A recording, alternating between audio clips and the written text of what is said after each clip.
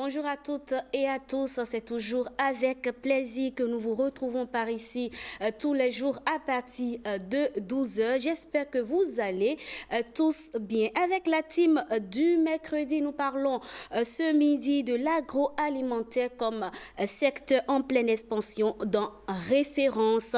Dans Éco, on va mieux connaître le mot économie. On n'oublie pas art déco. On va développer tout ceci. Mais avant, on s'installe avec Adjapiano.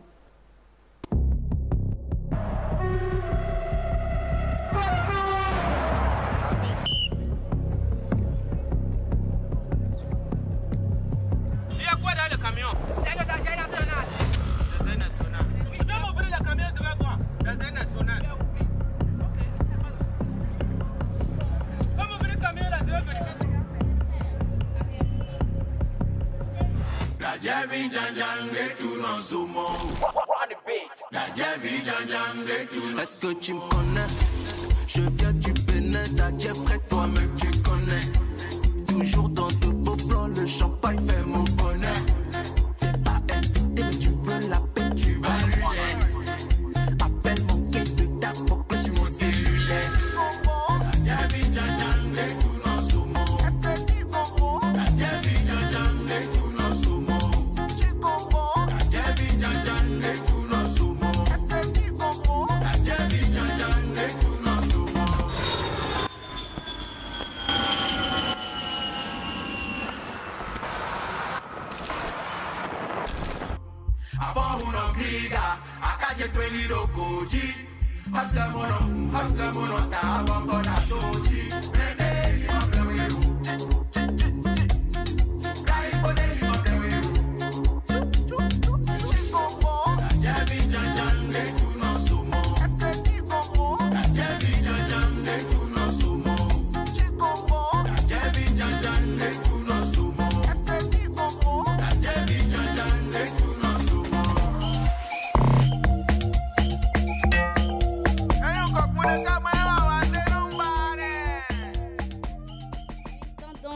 Adjapiano, une collaboration de Instime et GIS. Il est l'heure à présent de recevoir l'entrepreneur de la semaine dans Référence.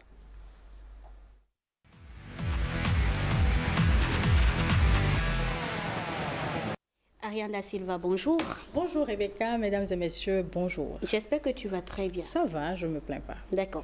On reçoit ce midi Bernadette Ressa Amundo pour nous parler de l'agroalimentaire. Ben oui, c'est une entrepreneure béninoise qui est dans le domaine de l'agroalimentaire. Elle a un diplôme en sciences économiques. Elle est passionnée de nutrition, ce qui l'a d'ailleurs poussée à créer son entreprise de production de farine en 2019. D'accord. Bonjour farine, Bernadette. Quel type de farine? Pour bébé, pour adultes également, pour toute personne en fait. D'accord. Voilà. Bernadette, bonjour. Bonjour. Merci d'avoir accepté notre invitation. C'est moi qui vous remercie. Alors, c'est vrai que vous êtes passionnée de nutrition, c'est parce que vous aimez la nutrition que vous êtes dans ce domaine-là. Mais est-ce que c'est juste la passion qui amène à l'entrepreneuriat, à votre avis? Bonjour, chers téléspectateurs, si je peux me permettre. Bien sûr. Alors, est-ce que c'est la passion qui amène à l'entrepreneuriat?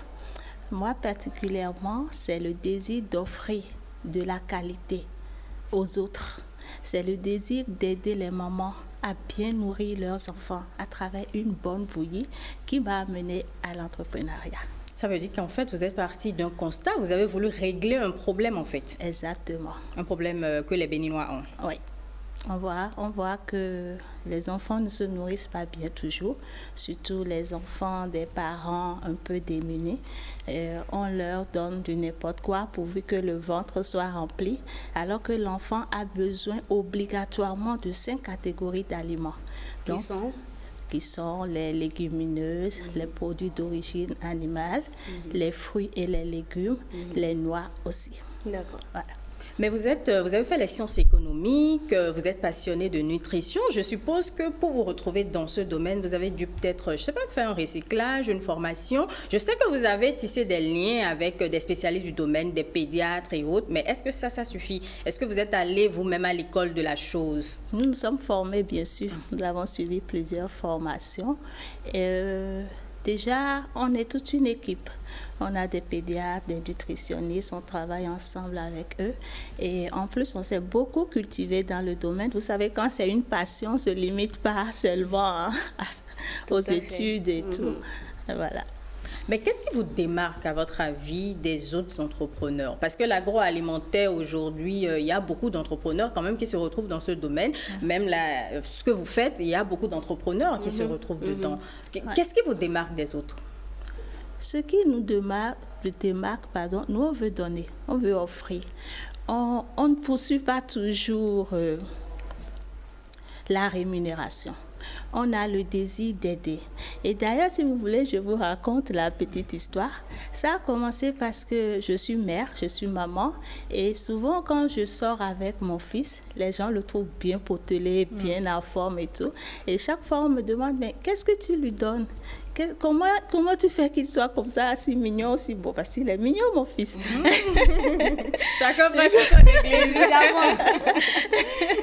Du coup, un jour, dans un supermarché, une dame m'a dit, mais propose ça aussi aux autres mamans. C'est intéressant, si c'est une farine que tu lui fais toi-même, alors propose ça aux autres mamans. Alors, je me suis dit, pourquoi pas? J'ai emballé une petite farine que je fais à mon fils. Je dis, ben voilà, je veux bien vous proposer ça. Et elle me dit, ah non, ça ne se passe pas comme ça. Il faut la certifier. Donc, l'aventure a commencé comme ça. Et 1 an après, on a eu la certification. Et nos farines sont maintenant en supermarché, en pharmacie, un peu partout. Et nous déposons ça dans les hôpitaux, au CNHU, partout, et de façon sociale. Et est-ce que le processus a été aussi simple, quitter les sciences économiques pour se retrouver en entrepreneuriat, mais surtout dans le domaine de la nutrition? Est-ce que ça a été facile? Est-ce que vous avez eu des soutiens de personnes autour de vous? Comment ça s'est passé? Racontez-nous un peu. Oui, après les études, moi, je me suis mariée. J'ai eu les enfants.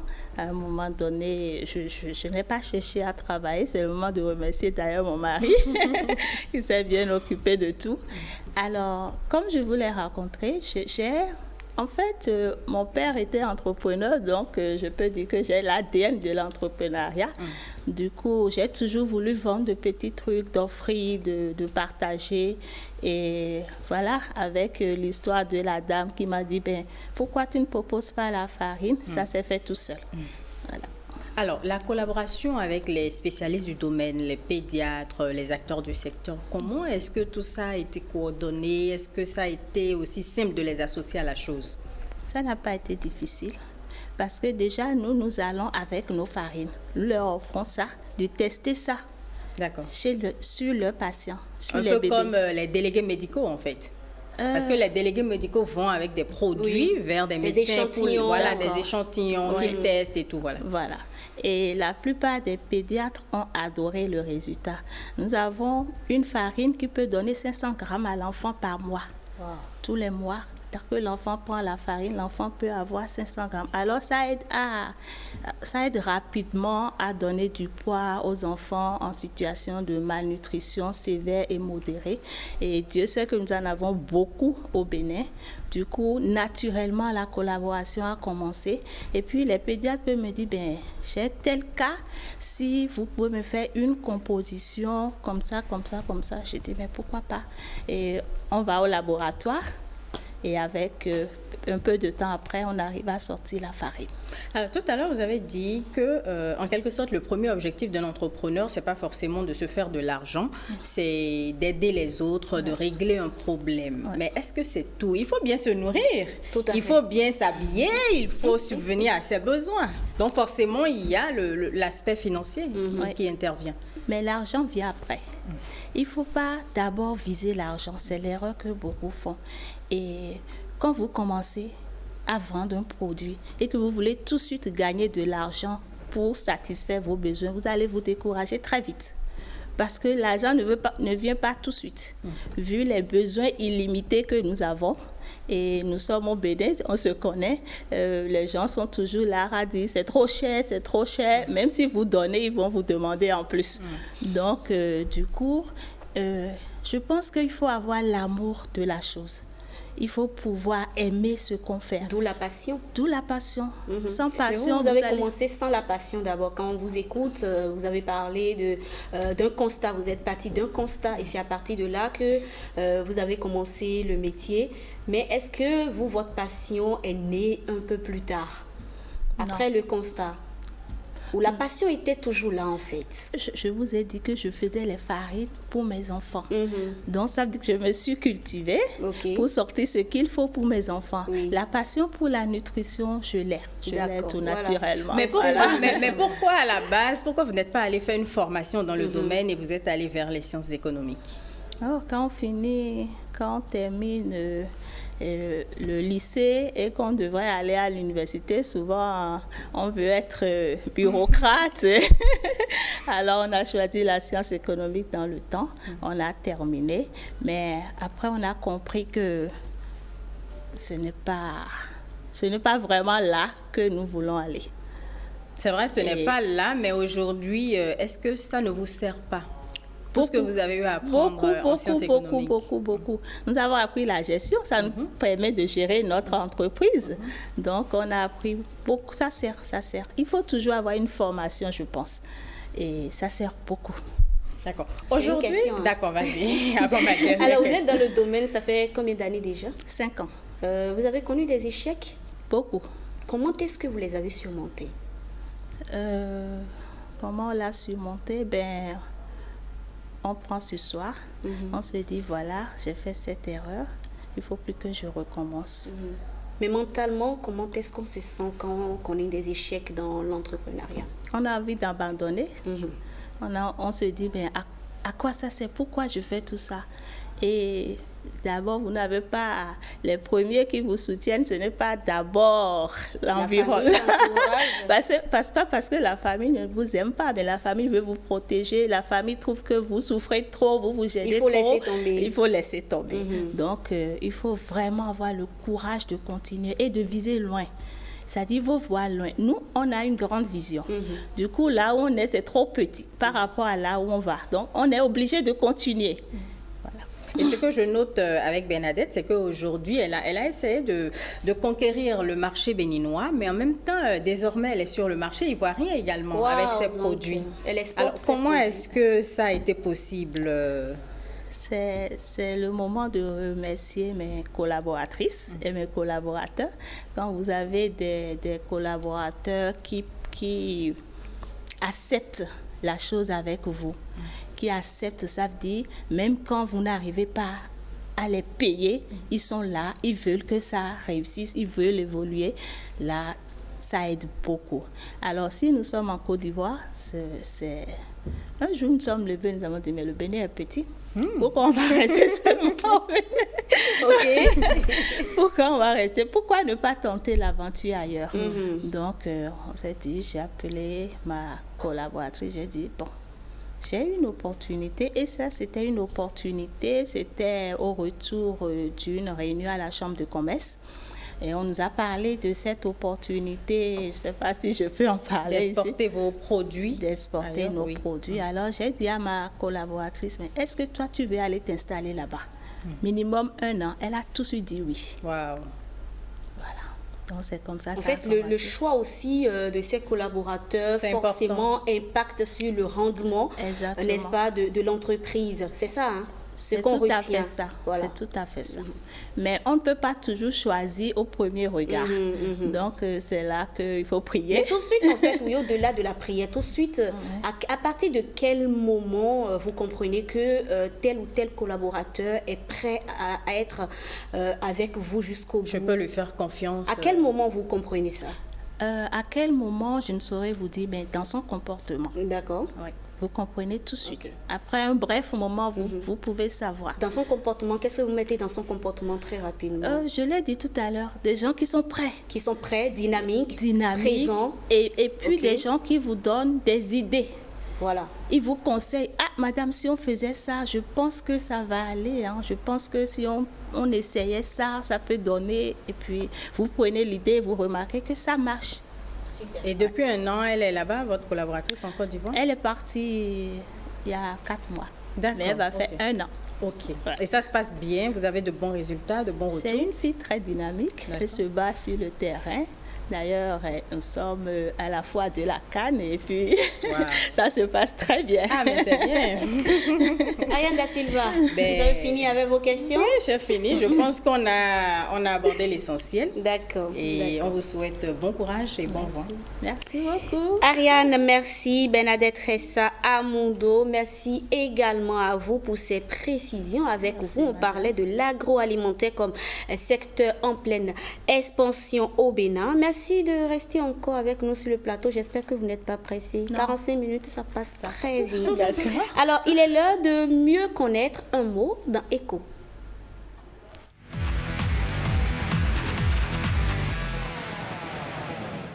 Ariane Da Silva, c'est toujours avec toi. Dans Écho de cette semaine, on découvre mieux le mot économie. On en parle tous les jours. On dit économie tous les jours. Mais qu'est-ce que c'est l'économie? Est-ce que tu as fait des économies cette année? L'année vient juste de commencer. Ça vient de commencer. À la fin de l'année, on fera le point. D'accord. Mais en attendant, qu'est-ce qu'il faut comprendre du mot économie? On en parle avec le professeur Albert Onlonko. Il est économiste. Ça peut signifier l'économie, c'est-à-dire que l'ensemble des hommes qui produisent et échangent des biens. Donc, quand on parle d'économie, il y a d'abord un territoire, il y a des hommes, il y a des biens qui sont échangés. Et là, c'est ainsi qu'on peut parler de l'économie du Bénin, de l'économie du Togo, etc. Mais on peut parler aussi de l'économie comme discipline. Et dans ce cas, c'est la science qui étudie comment les ressources sont allouées de façon efficace pour atteindre des objectifs donnés. Si par exemple vous êtes un entrepreneur et vous achetez des intrants pour pouvoir produire un bien que vous allez vendre sur le marché, ce que vous allez essayer de faire, c'est de dire comment je vais faire en sorte que les recettes que je vais avoir, quand je vais enlever ce que j'ai dépensé, je puisse gagner le maximum possible, comment je peux maximiser le profit. Ou bien quand vous êtes un consommateur et que vous avez un budget donné, vous allez dire mais comment je vais allouer, comment je vais distribuer ce revenu-là entre l'achat de différents biens pour pouvoir augmenter ma satisfaction, pour pouvoir être satisfait. Donc, une fois que vous êtes en train de faire ça, vous êtes en train de faire l'économie. Et ce que le scientifique ou bien le professeur d'économie peut faire, ou bien le chercheur en économie, c'est de voir comment vous allouez vos ressources pour pouvoir atteindre la satisfaction maximale ou bien le profit maximal. Maintenant, le problème qui se pose en général, c'est que ça dépend des entités qui sont en jeu. Si par exemple vous parlez des individus ou des entreprises ou des ménages, là vous allez parler de la microéconomie. Mais quand on s'intéresse au pays dans sa globalité et on veut voir comment l'inflation se porte, comment le chômage, qu'est-ce qu'on a au niveau du commerce extérieur, là on est en train de parler des agrégats macroéconomiques. Et les relations entre ces agrégats-là, on parle de la macroéconomie. Maintenant, si on parle de relations entre deux pays, là, on parle de l'économie internationale. Ouais. Donc, quand on parle de comment la monnaie est gérée pour ne pas avoir beaucoup d'inflation et pour avoir une croissance économique élevée, là, on est dans ce qu'on appelle l'économie monétaire. L'économie peut s'appliquer aussi à beaucoup de choses. Ça peut s'appliquer à la santé. On parle de l'économie de la santé. Ça peut s'appliquer à l'éducation. On parle de l'économie de l'éducation. Ça peut s'appliquer à l'environnement. On parle de l'économie de l'environnement. Ça peut s'appliquer même à la communication. On peut parler de l'économie de la communication. Donc, dans tout ce que nous avons, on peut appliquer la science économique. Parce que chaque fois, les gens se disent comment on va allouer les ressources pour atteindre le niveau maximum de satisfaction. Donc, chaque fois qu'on le fait, on est en train de faire de l'économie. Et voilà, économie à l'instant. Ariane Da Silva, je retiens que la compréhension de l'économie permet d'être un bon gestionnaire. Ben oui, c'est important parce que l'économie déjà est liée à tous les domaines. L'environnement, la santé, l'éducation, tout ce que vous voulez. On parle d'économie partout. Partout. Même entre toi et moi, il y a une question d'économie. Oui, il y a une question d'économie. Parfois. C'est vrai. Voilà. Alors, Ariane Da Silva, merci. On a bien retenu ces notions, ces précisions concernant le mot économie. On te retrouve la semaine prochaine pour mieux comprendre d'autres mots ou expressions. Et vivement que je revienne à travers avec un mot difficile. Hein. Deux séances de mots simples. Je vais essayer. Faut doser un de peu. temps en temps. Non. C'est parce qu'il y a dosé que l'économie est venue aujourd'hui. D'accord. Merci pour la dose. Mais en attendant, merci de rester avec nous, n'est-ce pas? Pas de problème. Tu n'as pas quelque chose d'autre à faire tout de Mais suite? j'ai du travail, mais bon, il n'y a pas de problème. Pour le rendez-vous de midi, on se sacrifie. Et pourquoi pas? On installe à présent ADECO.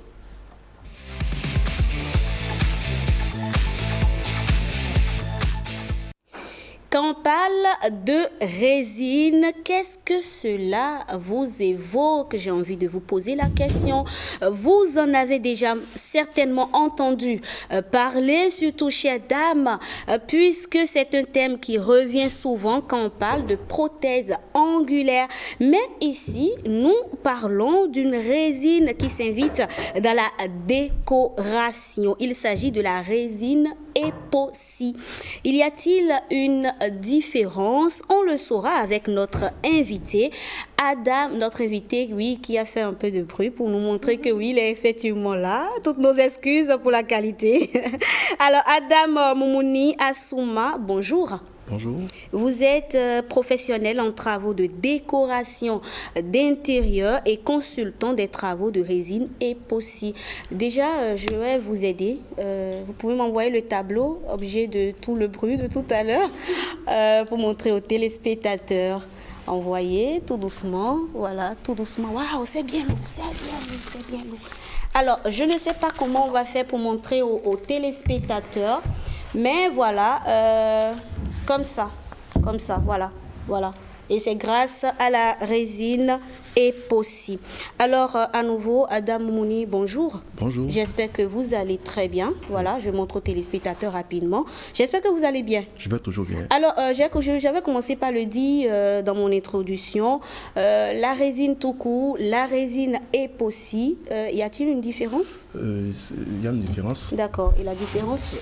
La résine angulaire, c'est uniquement pour les ongles, comme on le dit. D'accord.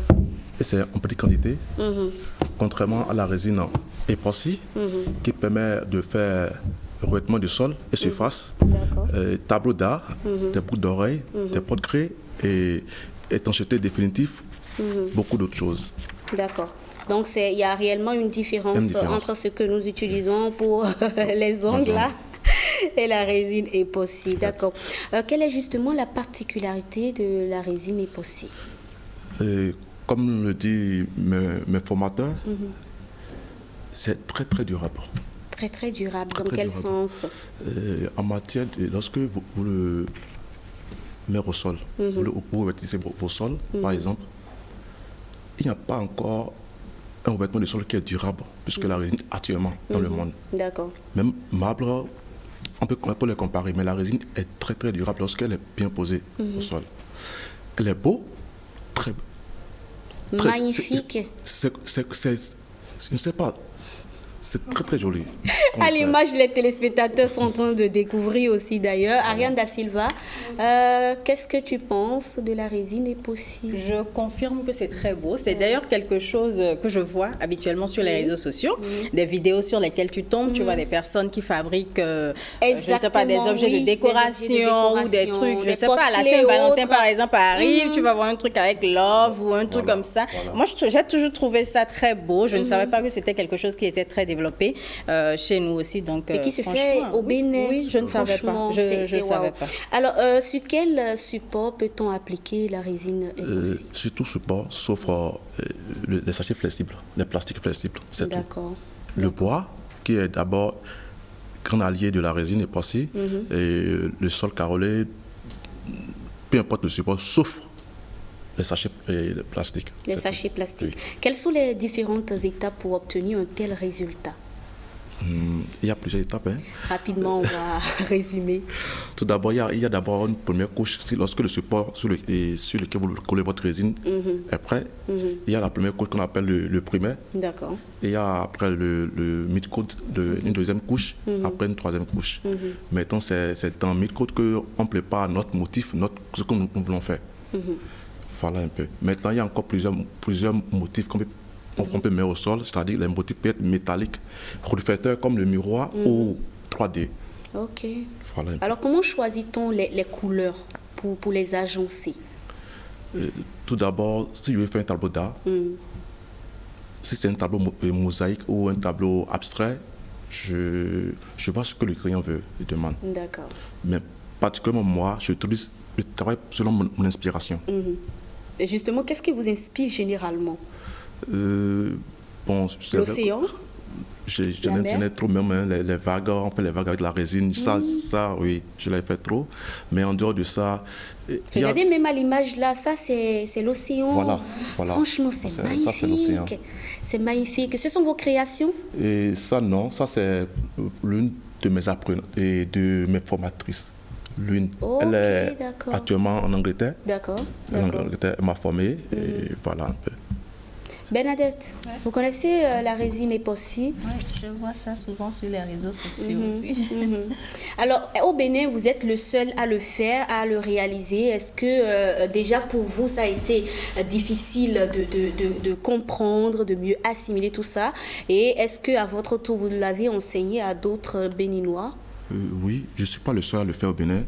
Mais actuellement, je suis le président de tous ceux qui font la résine au Bénin actuellement. Il y a d'autres qui le faisaient avant moi, mais ils n'ont pas la main que moi j'ai. Ils font du très bon travail. On ne fait pas les mêmes choses, puisque la résine elle est plus dimensionnelle. On peut faire beaucoup de choses avec ça. Mais comment est-ce que ça se passe? Est-ce que n'importe qui peut réaliser des tableaux chez soi grâce aux outils la résine est possible, par exemple. Est-ce que je peux moi-même réaliser des tableaux, des porte-clés, tout ce que je veux avec moi-même? Oui. Ça, c'est par exemple... Envoyez. Oui. Oui. Ça sont des boucles d'oreilles, là. Oui, ça, ce sont des porte-clés. Wow, je peux l'ouvrir? Oui, si. Ok, oui. Est-ce qu'on peut réaliser soi-même à la maison? Les porte-clés, les boucles d'oreilles, oui. À la maison. Il faut juste avoir un atelier, un petit atelier, un espace pour vous. Loin des enfants.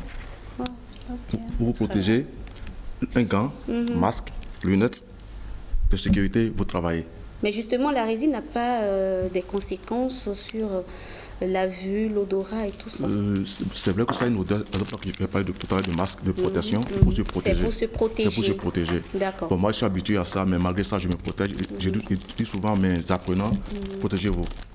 Protégez-vous, c'est important. Gants, masque, lunettes, ça, et tout. Parce que lorsque ça touche votre habit, ça ne se lève plus, ça reste définitif. Ok. Au Bénin, vous êtes dans le domaine depuis combien d'années déjà? 3 ans. 3 ans. Est-ce que la demande est forte au Bénin? Est-ce que les Béninois connaissent réellement, savent ce que c'est que la résine époxy, les tableaux et les objets d'art, tout ce qu'on fait avec la résine? Oui, ils ne connaissent pas trop, mais ils découvrent ça à travers ma galerie. J'ai une galerie au niveau de Adjaragan. Non, on va pas voilà. situer. Ils découvrent ça. On va pas situer. Ils aiment ça, mais ça a un coût. La résine coûte très cher. Ok, donc les tableaux coûtent généralement cher? Non, les tableaux, pas trop. Mais le sol, ils apprécient lorsque c'est au sol. Ici, maintenant, on peut le faire. Ici, c'est waouh.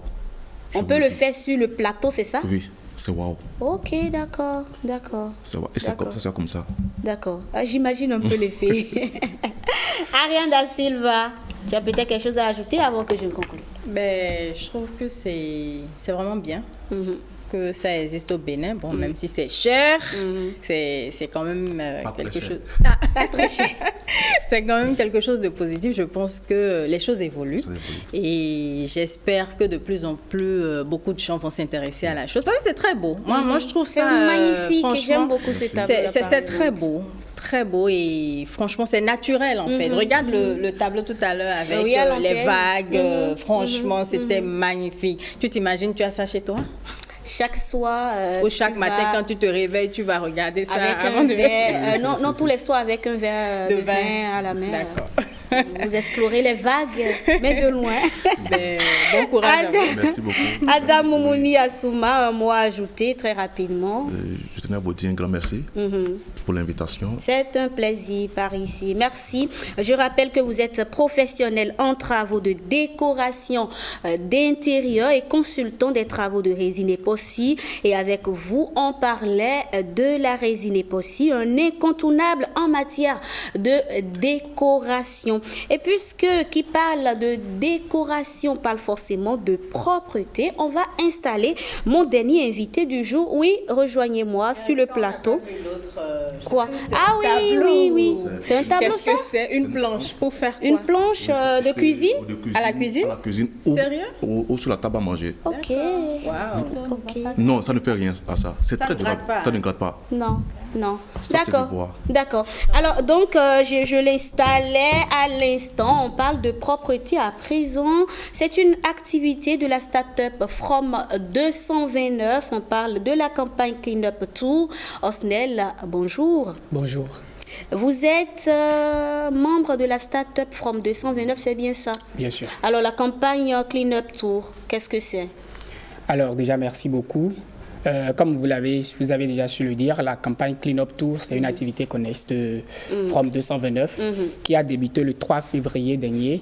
C'est une campagne qui va consister à recycler des bouteilles de boissons déjà utilisées et de boissons d'eau aussi, des canettes vides, des chaussures usées, en tout cas toutes ces choses qu'on peut recycler et encore auxquelles on peut donner une autre vie.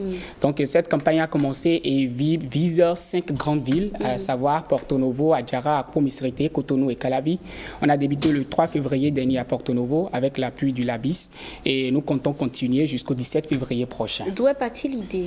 Alors, déjà tout de suite, From 229 est une start-up qui est spécialisée dans la promotion des produits écologiques, inclusifs et circulaires. Donc, on ne peut pas faire la promotion des produits écologiques sans nous-mêmes se rapprocher de l'écologie. Alors, vu que nous avons traversé récemment une période festive, nous avons tous bu de l'eau, des boissons et tout. Donc, nous avons pensé aussi, c'est une manière de rendre notre environnement sain et tout de suite aussi de montrer que ces choses que nous pensons que dès qu'on l'utilise, on peut les jeter, c'est fini. On peut encore les recycler, les redonner notre vie. D'accord. Voilà. Et vous avez déjà fait l'expérience avec la ville de Porto Novo. Comment le travail s'est déroulé sur le terrain? Est-ce que les citoyens vous ont aidé dans le ramassage des déchets? Comment est-ce que ça s'est passé? Déjà, il y a eu une bonne mobilisation de jeunes parce que nous avons commencé dans le centre CEMAC à Porto Novo et c'est un centre qui est désormais très fréquenté par les jeunes. D'accord. Donc, il y a les jeunes qui étaient... On a eu une mobilisation de bouche à oreille à faire avec l'accompagnement aussi de certaines organisations qui nous ont accompagnés dans la mobilisation. On ne va pas parler de citoyens qui nous ont accompagnés, mais ils nous ont quand même facilité, ils nous ont même donné des orientations pour ramasser quoi, vous pouvez prendre ça et tout. Ça c'est bien passé. Ça ressemble bien au Béninois. Ça s'est bien passé. Vous êtes venu travailler, non? Ok, c'est pas là. Alors, les déchets seront après travaillés, vous avez commencé par le dire, et transformés en des produits écologiques. Quel type de produits, par exemple? Alors, déjà, ces produits, c'est des produits qu'on peut exposer, des produits qu'on peut utiliser, qu'on peut exposer. Décoration? De décoration, par exemple. Il y a aussi le volet artistique qu'on pense aussi mettre en valeur.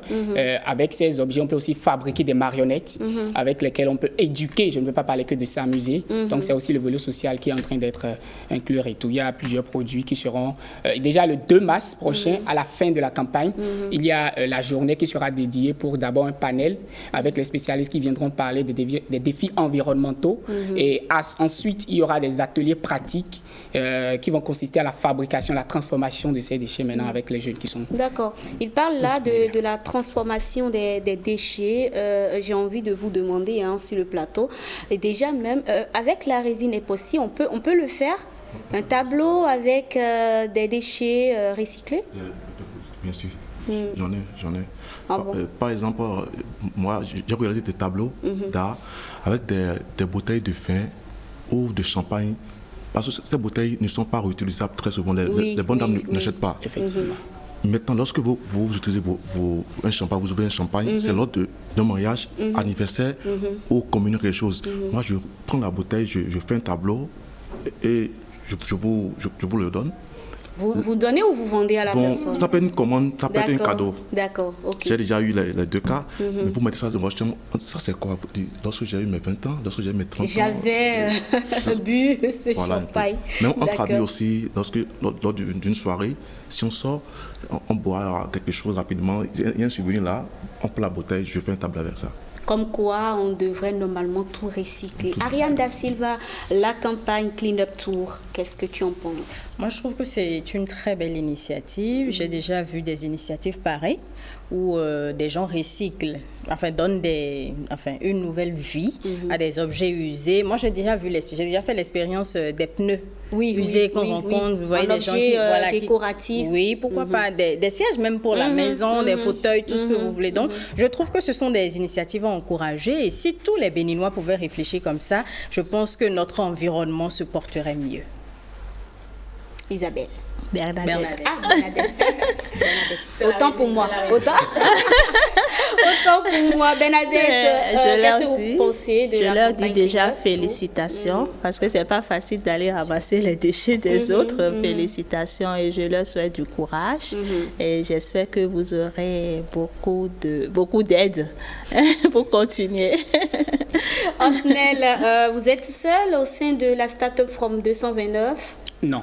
Vous êtes combien? C'est un groupe de jeunes, n'est-ce pas? Oui, un groupe de jeunes. Déjà, c'est parti avec 3 jeunes, mais aujourd'hui, nous l'avons élargi parce que nous avons besoin de certaines compétences. Donc, nous sommes actuellement environ 14 dans la start-up. 14 jeunes actifs qui travaillent au sein de la start-up. D'accord. On rappelle très rapidement les villes concernées par la campagne Clean Up Tour. Et en même temps, ça dure combien de jours? Petit rappel avant de clôturer. Déjà, ça a commencé le 3, ça prend fin le 17. Donc, pratiquement 2 semaines, 3 semaines au plus. Donc, en fait, on ne le fait pas tous les jours. D'accord. Les mercredis et les samedis. Les mercredis et les samedis uniquement. Donc, voilà. Donc, pour permettre aussi aux jeunes qui travaillent au sein de la start-up d'être disponibles. Donc, on a commencé le 3 février, on a fait Porto Novo. Le 10 prochain, ça sera à Pau-Misrité.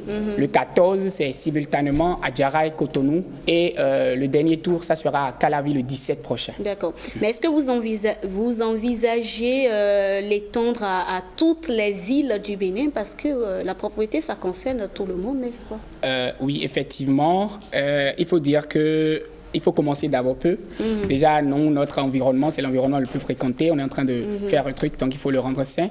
Donc, on y pense quand même. On y pense déjà, si on a les moyens qu'il faut pour le faire, pourquoi ne pas le faire? Parce que ce n'est pas seulement rendre propre la ville, mais c'est aussi montrer quelque chose aux autres populations aussi. Et si aujourd'hui, vous avez un message à l'endroit des autorités, quel serait ce message-là? Alors, je leur dirais d'abord merci pour tout ce qui est en train d'être fait dans ce sens, déjà parce qu'on ne va pas dire que rien n'est en train d'être fait, et dire aussi que des idées, des initiatives comme ça sont prêtes à être accompagnées. Nous restons ouverts pour les jeunes, sont prêts à être accompagnés pour des orientations. Ce n'est pas forcément l'accompagnement financier, surtout celui technique et en ce qui concerne les orientations, les conseils pour qu'ils s'en sortent. Voilà. Osnel, merci, bravo et très belle initiative. Merci. Il faut absolument l'élargir à d'autres villes et pourquoi pas à toutes les villes du Bénin puisqu'il faut absolument maintenir notre cadre de vie sain et propre. Merci à vous, chers amis, pour la présence. Ariane Da Silva, tes invités, mon invité. Merci à vous. Alors, chers téléspectateurs, c'est la fin de ce numéro de votre émission Le Rendez-vous de midi. Merci pour votre fidélité à cette tranche. Je vous retrouve la semaine prochaine. En attendant, poursuivez l'aventure avec Yasmine Damanta dès demain, jeudi. En attendant, bien sûr, prenez bien soin de vous. Bye bye.